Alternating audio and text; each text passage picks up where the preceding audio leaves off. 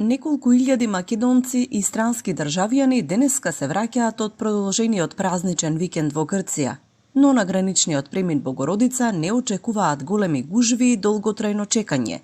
Велат, во план се да се работи со целиот капацитет. На Дојран пак притисокот ќе се амортизира со новите контролни кабини кои пред неколку дена почнаа да функционираат за влез и излез од земјата. Патниците велат било потребно. Сметате ли дека побрзо ќе биде сега движењето на овој мал граничен премин? Обично нема многу гужва, меѓутоа не е лошо, нека им устера.